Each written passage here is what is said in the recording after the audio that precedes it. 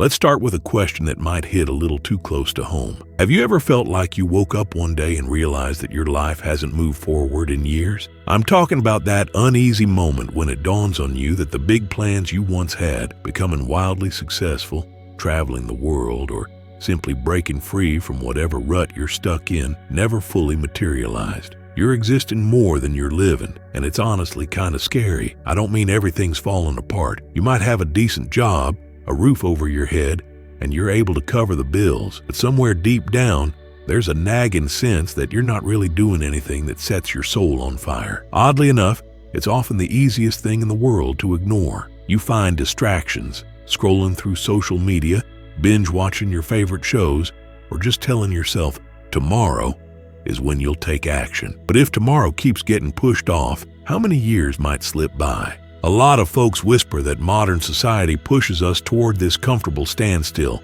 feeding us endless entertainment, fast food, and quick escapes so we never question the status quo. Some even say it's a hidden agenda, keep everyone just satisfied enough that they won't rock the boat or demand something more out of life. Whether that's true or not, the result is the same. Too many of us stay in one spot, silently hoping something, anything, will magically change. But what if the real villain lurking behind all this isn't laziness or lack of talent, but something quieter, sneakier, and more destructive? What if passivity itself is the silent thief stealing your future? Stick around, because by the end of this video, you'll have a powerful way to break free, and it might just be the single most important shift you'll ever make. Okay, now let's look at why passivity can feel so safe, and how it tricks you into thinking you're simply being careful. Passivity is tricky. Most people assume it's the same thing as being lazy, but it usually parades around wearing a different costume. It calls itself prudence, or caution, or making sure everything is perfect first. You might think, I'm not lazy, I'm just thorough.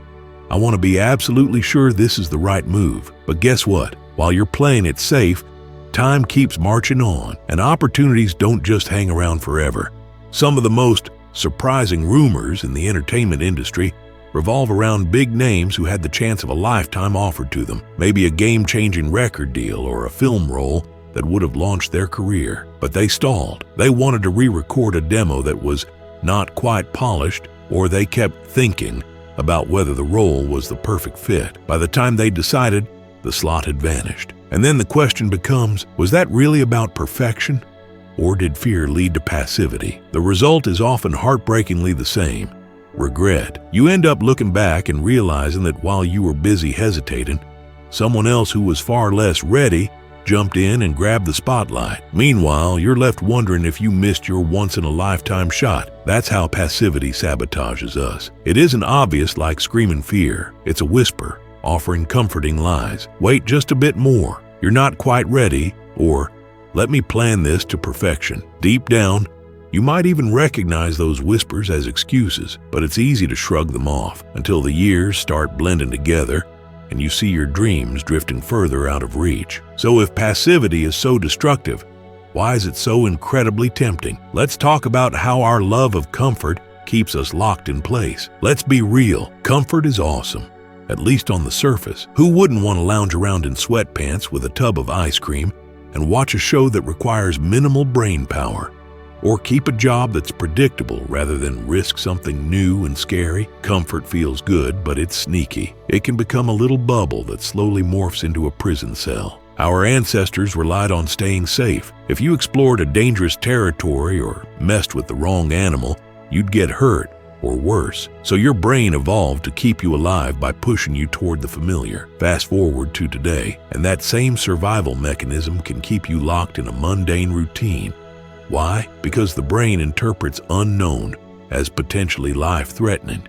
Even if you and I both know that sending a resume to a dream job is nothing like facing a hungry saber-toothed tiger. Some folks say giant corporations take advantage of this preference for comfort, keep people just entertained enough, constantly refreshing social media, ordering meals on demand, so they don't question whether they're growing or not. Meanwhile, entire industries profit from people who stay put. It's easier to market stuff to an audience that's content with minimal change. But here's the real kicker. Comfort doesn't just stop you from chasing big dreams like building a business or traveling the world. It slowly drains your drive to do even little stuff, like learning a new skill, trying a new hobby, or exploring fresh social circles. Over time, your sense of possibility shrinks. You start believing that the safe lane is the only lane. However, comfort has another deadly side effect that's even more personal. It builds an emotional cushion that makes you forget what it feels like to push boundaries. You lose your appetite for challenge,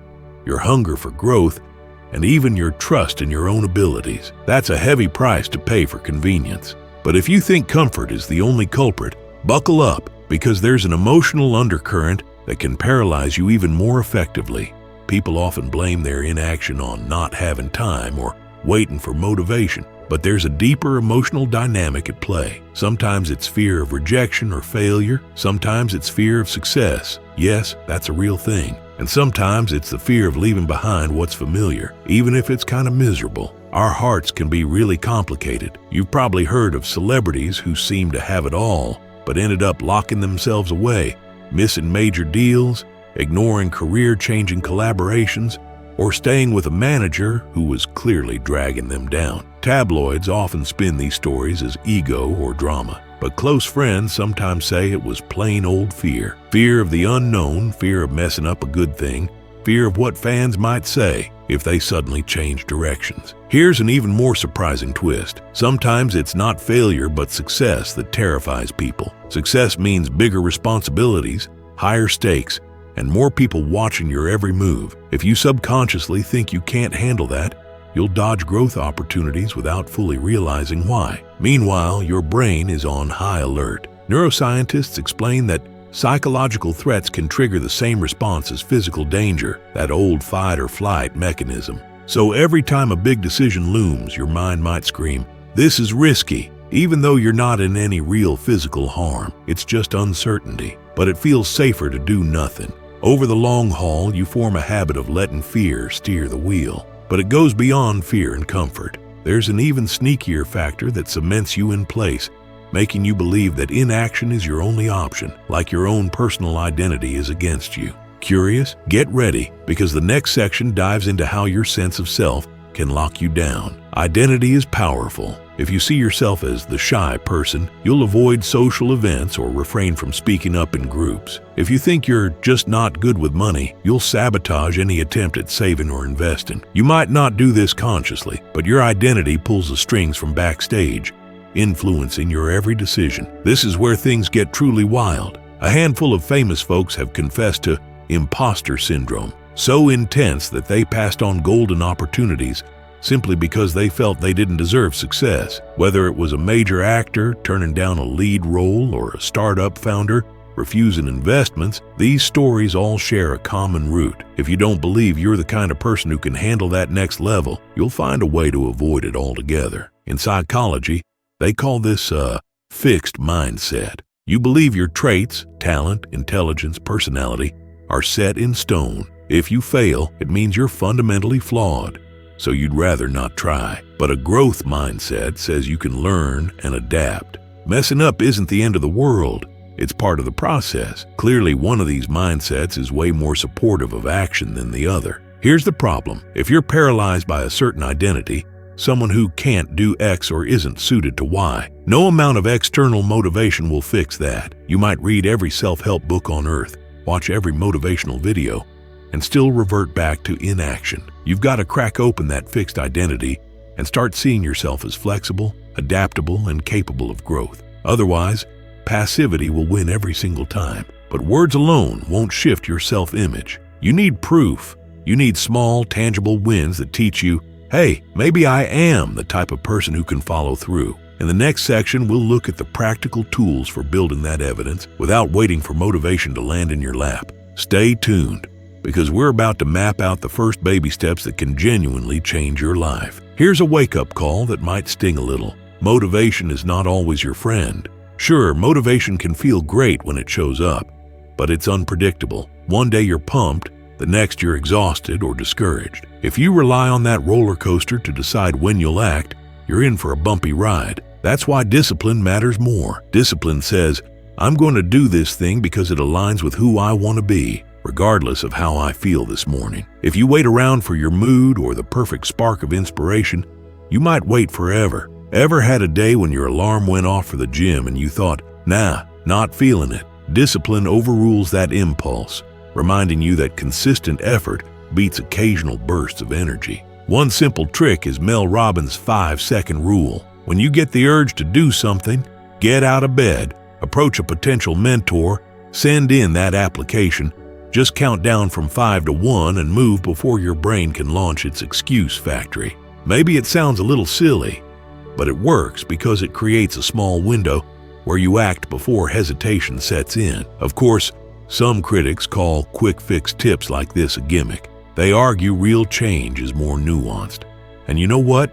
They're partly right. 5 seconds alone won't overhaul your life. But if it breaks the cycle of endless overthinking and teaches you to move at the first spark of intention, that's powerful. It's a stepping stone to build discipline.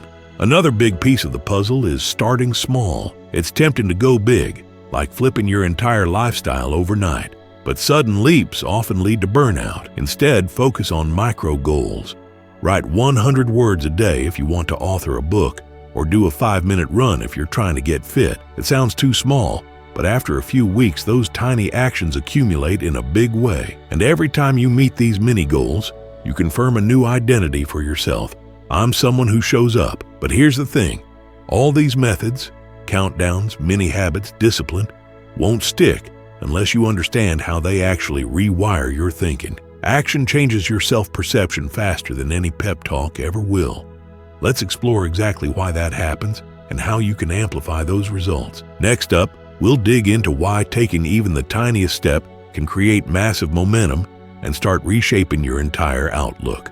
Think of your actions like votes. Every time you do something that aligns with who you want to be, like waking up on time, pitching a new idea at work, or reaching out to someone who might mentor you, you're voting for that version of yourself. When you skip the action, you're casting a vote for your old passive identity. Over time, these votes stack up. If you've been voting passively for years, it'll take more than a few days to turn that around. But it's absolutely possible with consistent effort. There's a concept in neuroscience often called Hebb's Law. Neurons that fire together wire together. That means if you repeatedly tackle small challenges head-on, your brain actually builds stronger pathways that make proactive behavior easier and more natural. It's the same principle behind practicing a musical instrument or learning a new language. The more you practice, the more your brain adapts to that pattern.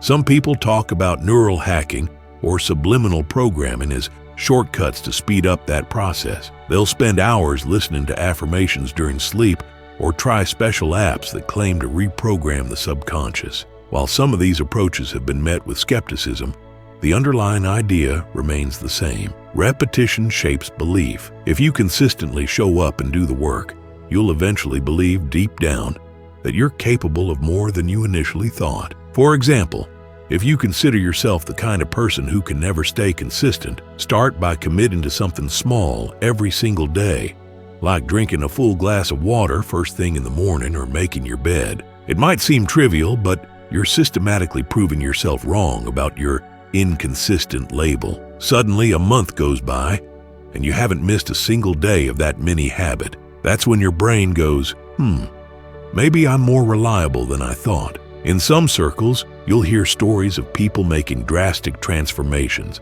like going from chronic procrastinator to unstoppable action taker in a matter of weeks. While those stories can be exaggerated, the principle is sound. Once you break that mental barrier, once you realize you truly can change, you gain momentum faster than you'd ever expect. It can look like a miraculous overnight makeover from the outside, but in reality, it's the result of steady, small steps compounding over time. So why aren't more people doing this? Why do so many remain stuck, even when the steps to break free are relatively simple? It comes down to one final piece: taking responsibility, not just for your successes, but for your failures, your decisions, and your entire life trajectory. Ready to see how radical responsibility changes the game and why it's the last puzzle piece you can't ignore? Let's jump in. Here's a hard truth many people dodge. If you don't take full responsibility for your life, nobody else is going to do it for you. This goes beyond the usual,